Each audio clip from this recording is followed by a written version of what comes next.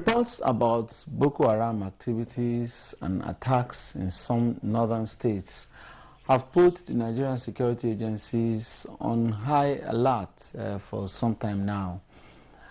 As that is being dealt with by the security agencies, the conflicts and alleged killings by herdsmen and farmers across the country increased, putting some parts of the country in a permanent state of tension and agony.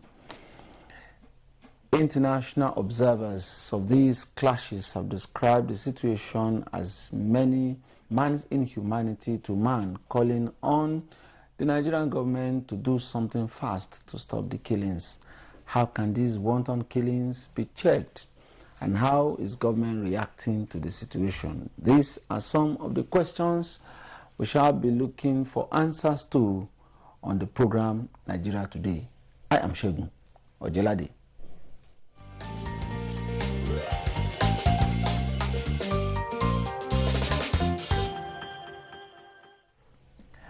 I'm being joined in the studio by the Senior Special Assistant to Mr. President on Media and Publicity, Malam Garbashew. I welcome you to the program. Thank you, Shegun. Now, the issue on the table is, we're all too familiar with it. Just about a few days ago, we heard that the killings have spread to Sokoto State, and that surprised many. From what you are hearing, what exactly is happening with this spate of killings in the country, and how is government reacting to it? Okay, let me begin by saying that the incident in Sokoto, unfortunate as it is, arose from an infiltration of that state from some bandits from Zamfara, crossed over into neighboring Sokoto, and rode on motorbikes, about 50 of them, and they attacked this particular village in Rabah, a local government. It is a known fact to security services that this village so attacked harbored perhaps one of the most efficient vigilante groups in that community. And so therefore, perhaps the idea of the attackers was, to go after them, considering maybe they had in the past inflicted losses upon some of their members, and went about, killing people, irrespective of age or gender, just anybody. And they were hacking people to death. And yes, the report was that the governor himself, who I spoke to, said he joined the press, a burial press, for about 32. And thereafter, about 8 bodies had been brought in from the forests and all of that. So the question is, what is happening in all of these parts? A number of elements are there, and the president has been taking time and pains to explain to not only to Nigerians but the international community. And it's a complex combination of so many factors. First of all, people don't want to hear this, but it is also a fact that at the root of this thing is the issue of climate change, which meant that which has made land that was hitherto available for agriculture, or streams or ponds or lakes that had provided the water and the pasture for the green grass, they have dried up or almost dried up. Lake Chad, for instance, is just down to about 10% of its original size. Yes. So what it means is that all of the fishing activity, huge economic enterprise as it was, agriculture and cattle rearing and all of that, people now have forced to leave and move inwards. And when they come in, abandoning those places, they're also putting pressure on people who are settled. For instance, in this particular case, the North Central state. The grass is green and the waters are there, and that's what they need for their animal. And in doing this, a lot of the times, of course, discretion is not exercised, because herders will drive their cattle into farmland, they will eat up crops, and the farmers deprived of their crops would fight back, and so this has become a ding-dong. And the president has said this about the fact that, there is a Sahel-wide problem. The Islamic State in Iraq and Syria having been defeated in Libya. A lot of the elements that fought for Islamic states were hired, recruited mercenaries from some of our West African states. And many of them have been killed, arising from revolution in Libya. Many were discharged and they were let go. They carried away the weapons they had. And they have been encountered in the Boko Haram fight in the northeast. So it's not something new. So they are infiltrating, and they are cashing in on the weak dividing lines, the dividing cleavages between north and south of the country, or between cultures and religion, Islamic and Christianity, and they're just infiltrating. And many of the dispossessed Boko Haram elements who had been tossed out of Sambisa and ran with their weapons and all of that, they are also found in some of these things. So, and then there is criminality. Nobody is trying to absorb Fulani herdsmen from. A lot of them are criminals. Well, quite a number of them have been arrested. They had been, because of incidences of cattle rustling. Some of them have been dispossessed of their cattle, and they are used to life only in the forest. And to survive, they have taken to criminality.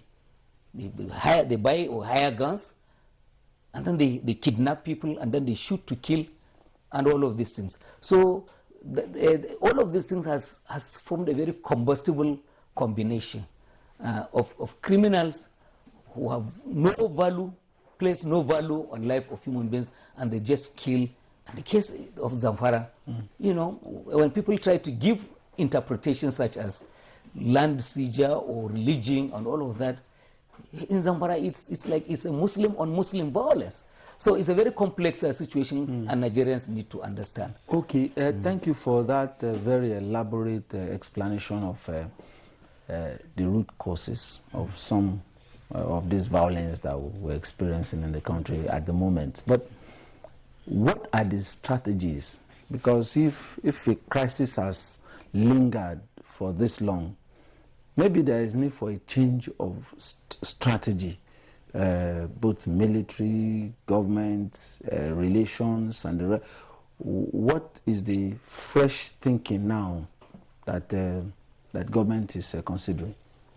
Well, you know that as for strategy, the government sincerely believes that this issue is beyond law and order, is beyond the shooting to kill, and that the social structure has to be looked at, and the social issues must be social and economic issues must be addressed. And in trying to understand, for instance, why would young able-bodied people take up arms and go to Boko Haram and engage in suicide bombing, and all of these things, So the thing then is that at the heart of this, obviously, there is the issue of poverty and the lack of education. And so therefore, yes, as much as the government is doing so much, setting up a police, army, air force, and the civil defense, units in all of the troublesome areas. And these forces have been trained at home and abroad through international cooperation, and they are being armed with the genuine weapon. Because in the past we had situations where fake weapons, including armor tanks, were bought and supplied, and we lost officers, used aircraft bought for new and all of that. So government is buying weapons the president's directive is that by government to government, so that third parties and the crooked elements are removed from the the buying and of weaponry and all of that. That has helped, and people, the young men who are sacrificing for the country receive training, and all that is due to you in terms of allowances and all of that. And a lot of recruitment is going on. As I speak to you, all of the services have been authorized, to recruit more and more people. But beyond this, government has encouraged engagement between communities. People have to talk to one another in order that they can live amicably at peace. Okay. And in a number of instances, it is the breakdown of this communication that also leads to particularly the intercommunal violence that we are witnessing. Closely related to that, if you permit me, is this question of brainwashing of the uneducated, vulnerable youths. Do we have an idea of those behind this? Because daily we heard that a new one has just emerged now, recruiting youths across the country for various reasons, akin to Boko Haram and the rest of it. Does government have intelligence about those behind this brainwashing, hate speech, hateful preaching across religions, to the extent that we can halt this kind of evil communication? Well, there is a two-part answer I will give. First of all, everyone makes the admission, and we know that, for instance, for that particular brand of Islam preached by Boko Haram, for instance, they brainwashed people.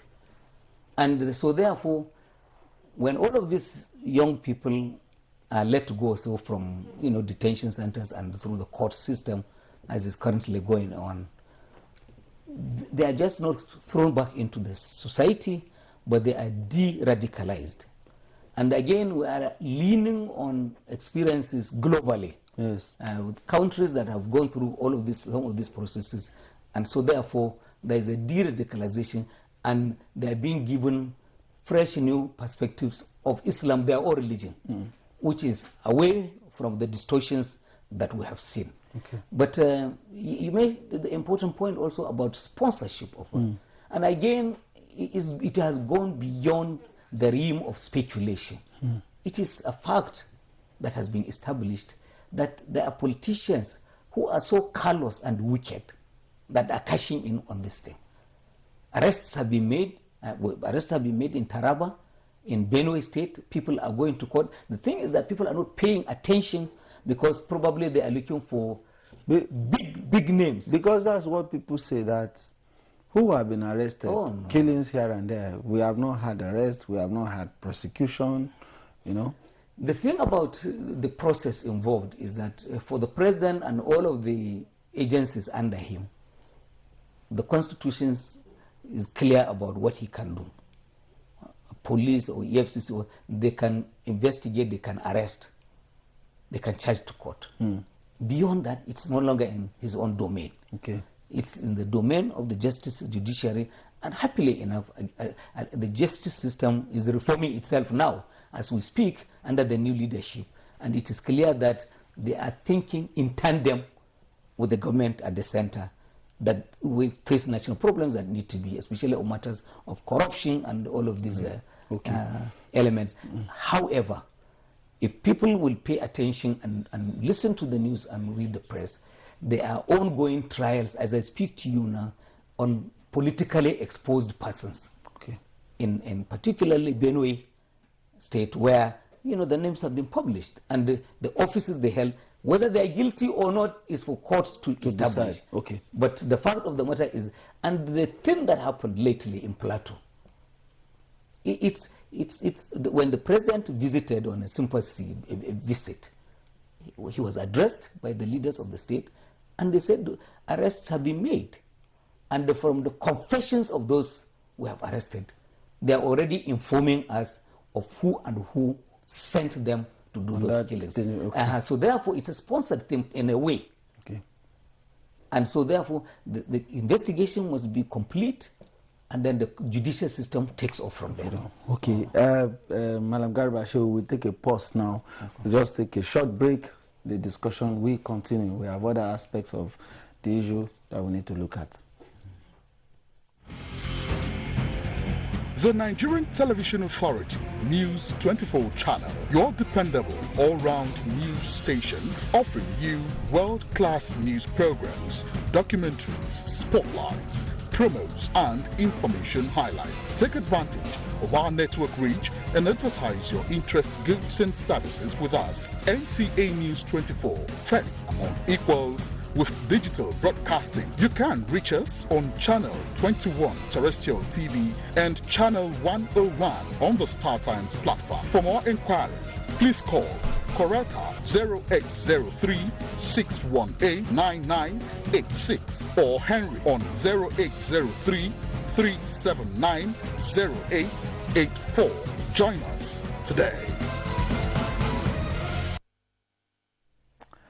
You're welcome back. My guest, Senior Special Assistant to Mr. President on Media and Publicity, Madam Garba Shehu, is still in the house.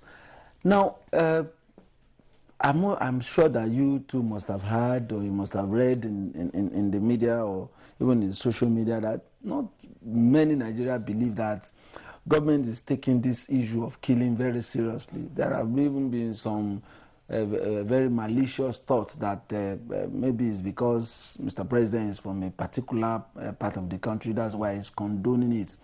How do you react to this?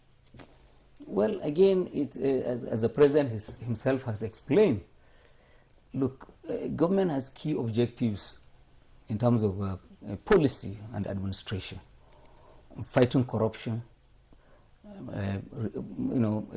restoring security in all parts of the country and ensuring the safety of life, and then restructuring the economy so that it's in a way in a position to provide jobs for the teeming young population of the country. I think that the politicians are auditing the president on his key policy issues and finding nothing to hold on to. Corruption is going well, high-level convictions that we had never seen in the past. As we speak now, 2 former governors are in prison following the culmination of trials, one of which lasted 11 years. Adjournment today, adjournment tomorrow. And so the courts themselves are coming around and supporting what the federal government is doing. The economy is back on the path of growth now. Foreign investment is coming, industry is reopening. And particularly achievements in the area of agriculture, shifting emphasis from oil to non-oil export. In fact, feeding Nigerians at home, growing enough to feed ourselves and our neighbors, because they mostly rely on food that they buy from us. So it's as if they have nothing to hold. And then the thing then is that this narrative of killings is being sustained. It's being sustained because that's the only thing they can hold against. But again, we don't want to appear as callous as they are. Otherwise, this is a country in which about 10,000 Nigerians were killed in a given Nigerian community in the South before we came into the office. All of the people who are organizing prayer and the protest and the advertorials, where were they then? What did they say? So, but we are not saying that the numbers should be compared, because every life, one life, is important. And it is sad that they are being lost. So, but the thing is that there is a political calculation that is being made that let's go to the election with a single narrative, that life is not safe. And then even where government appears to be successful, calming down things, they will go behind the scene and open up some of these elements, perhaps other killings, so that they will upset whatever peace. Look at Plateau State.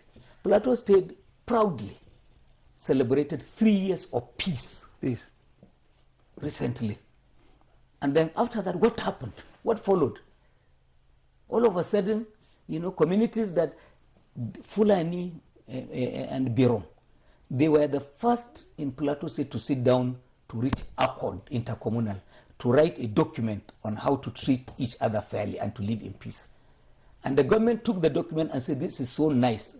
Governor Lalong passed it through the parliament and it became a law, not only for Birom Fulani, but a model for the entire state for intercommunal harmony. Yet, it is this same founding communities that this killing of about 200 took place. So there is much to, but the thing is, it's not to dwell on all of this because it's a distraction. Yes. The government has a duty to stop all of these things, and everything is being put into making sure that this nonsense, this ugly situation does not continue. Okay, we've also heard that these killers, these bandits come from neighboring countries. They come in, they do the damage, and they return to where they came from. Now that brings us to the issue of the capacity of our army and other security agencies to police our borders. What are they doing to ensure that, okay, we can't continue to say that, well, those that are killing us are from outside? Well, it's a burden Nigeria has to carry for. I'm not saying that I'm justifying killings or the incursion by foreigners. We are part of ECOWAS. Under the ECOWAS treaty, all of the 15 also countries are bound to ensure freedom of movement of persons and animals. Yes. And are we doing enough to police? The Buhari administration is kitting the customs and the immigration, high-speed vehicles, aircraft, and all of that. But the thing is, consider the length of the border between Nigeria and Nigeria is about 1,500 kilometers. Wow. Now, if all 200 million of us Nigerians will hold the hand of each other and stay guard on the border, we are not enough to cover the distance. Yes. With the human presence. But technology will help us. Yeah, it can, with satellite imaging and all of that. Well, this is why there's a lot that is going on with international partners. Okay. Consider all of the support we are getting, tracking Boko Haram and all of that, in particularly the Lake Chad basin and so on. Beyond this, you know that the Ministry of Interior in this country had in fact initiated a process by which there will be a review of that freedom of movement. Okay. The treaties. Yes. We are going to review it in order to show there is documentation. You don't just walk in and out and commit. Now, because of our time, those Nigerians at this material time, they need assurance from government that yes, even though things are not where we want them to be, that government is actually on top of the situation. Nigerians need assurance. Well, nothing can be said better than what the president has himself been saying. His primary duty, responsibility is to ensure the safety of life and property of fellow Nigerians. And there has not been one incident in which he'd either been lukewarm or had simply ignored. He has, in fact, in this, as we speak today, more than 30 states of the country have the presence of military, deployment of army in support for the police and all of that. More than 30. So therefore, there's a lot that is going on. And all of the thing is that to make sure that these things simply are brought to an end. Okay. I must thank you, Madam Garbashew, for availing us of of your time and all that you have said on the program. We wish you and Mr. President the very best in quelling these killings and unrests in various parts of the country. Thank you very much for coming on the program. Thank you for the opportunity you have given us also. This is where we call it a date on the program, Nigeria Today. We shall be back tomorrow for the last edition in the week. I am Shegun Jeladi. Bye-bye.